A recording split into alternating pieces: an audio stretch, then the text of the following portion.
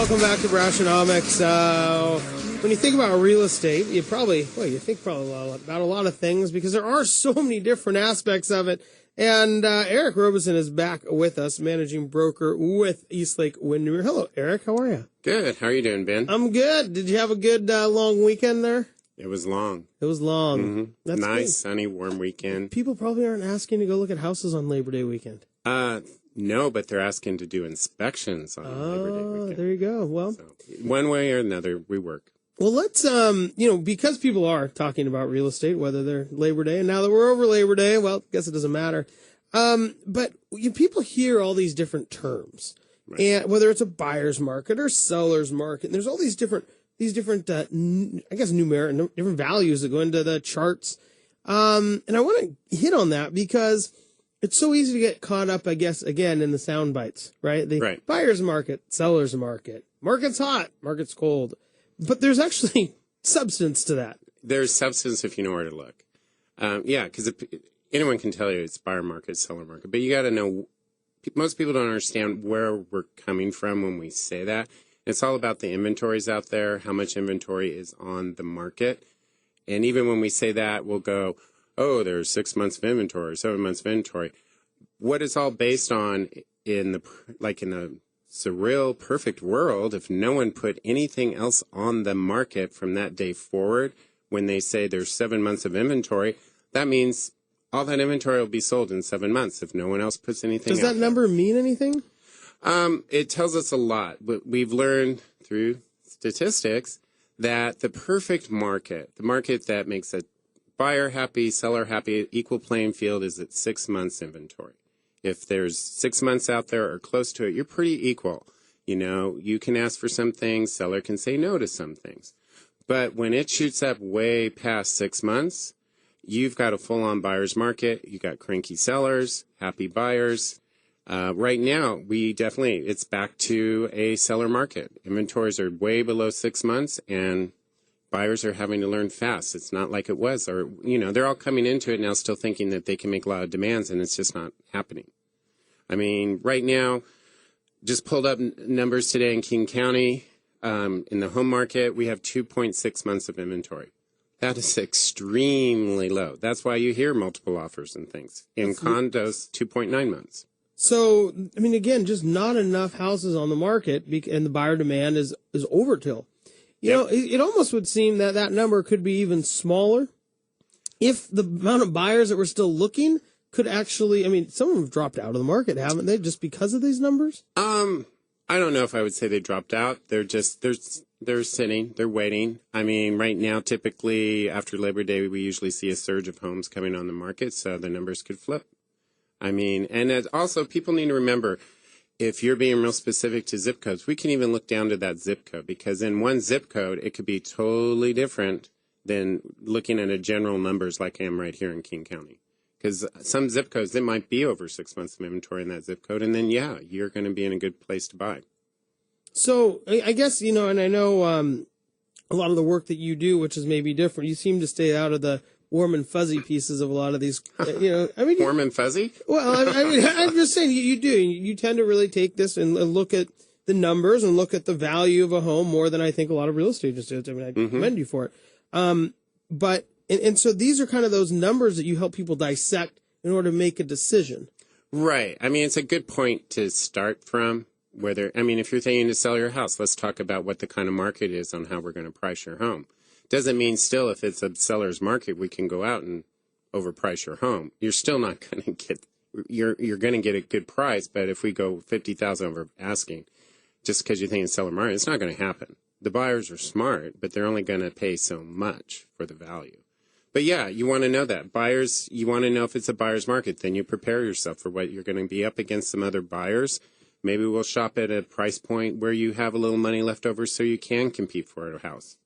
So let's get into that then, because if you think about when people, whether it's a zip code or you're competing for a house or whatnot, you talk about this trend of whether it's 2.6 months or 2.9 months on condos. This is drastically different than where it was. So people really have to change their game plan. Total game plan. In 1208, it was totally different numbers out there. You had with condos and houses back then over 12 months of inventory. So if you have over 12 months of inventory, your buyers, that was a heyday. They were having fun. And, and they should, because they went through a big period there where they got beat up. So it's a pendulum effect. It swings back and forth. Right now it's swung back to sellers. Everyone's saying it probably won't stay there too long. I think a lot of other sellers who've been sitting on the sidelines, they're going to be bringing their homes back out because they're hearing it's a seller market.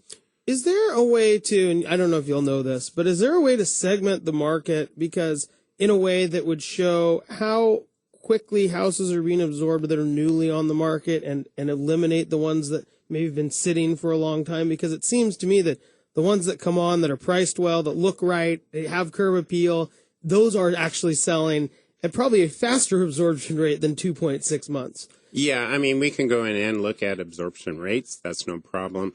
Most buyers or sellers, that starts getting a little more complicated and involved for them and looking at where they are coming up with price and all. Because the bottom line is they'll learn really quick.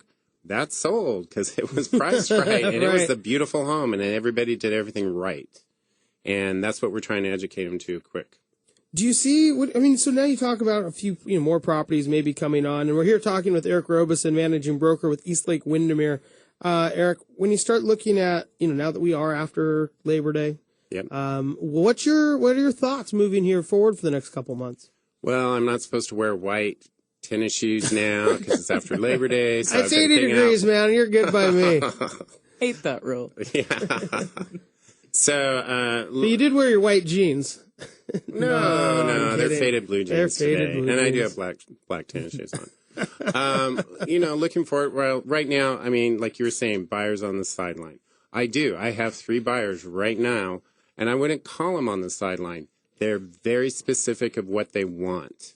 And so they're just watching and waiting. They're not in a rush. These are buyers who can sit. They're living somewhere. It's month to month. No big deal. And they're just waiting until that right piece goes on the market. And they're all waiting right now because they're all hoping to see some new inventory because they're frustrated because not much has happened the last month. So when you start thinking about people on the sideline, at least how I said it before, these are more just patient buyers. Very patient. And it's not necessarily that they can't find something. They just can't find something they like. Right. And buyers, I think, have a different attitude these days. They're buying a home. They're not, they want a home they feel is a good investment and will resell, but they're buying a home. They're not thinking, I want to flip this house in 2 years and I want to make $100,000. They're not that way right now. Which is good. I think that's really smart. Yeah. And again, that's a question I have with them every time. I am assuming you're going to stay in this 5 years before I sell it for you, correct? And, most of the time, yes. Sometimes they have grand ideas, and then we have to talk about it. Sure. Well, and maybe put, helping people understand what the opportunity that really exists is probably a big part of that, right, of your business, because, it'd be real easy to say, great, we'll sell it in 2 years.